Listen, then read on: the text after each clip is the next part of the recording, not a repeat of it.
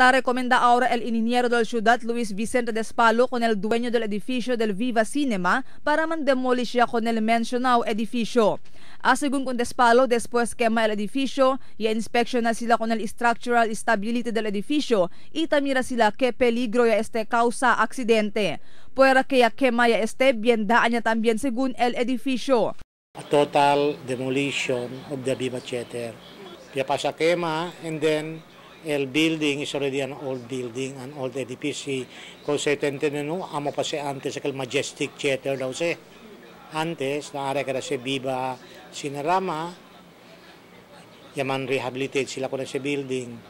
Now, because of that fire, it has to be demolished.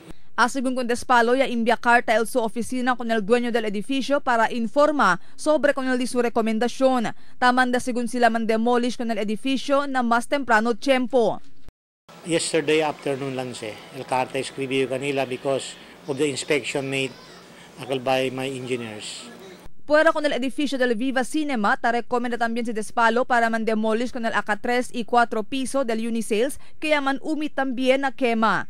Según con Despalo, hindi puede el gobierno local man demolish con este mga edificio por causa ka hindi este mga propiedad del gobierno local. Mientras tanto, habla si Despalo y llamaya también sila el atención del otro mga dueño del mga biendaan niya edificio na pueblo. Tiene de este mga edificio tamanda lang sila kompone, mientras el otro mga edificio tamanda sila man total demolish. Akil so parkal mga daan yang at building ito pantubilo kila man sige, no? Uno pwede kung di ko man make mention ese Melody Theater, ese The Answer kasi, and then we also have akil City Theater. Na ese hueco lang man tan siya adentro, no? El cosa lang dilikaw yung mga walls. Now, ese man important kita kung mga lot owners, building owners.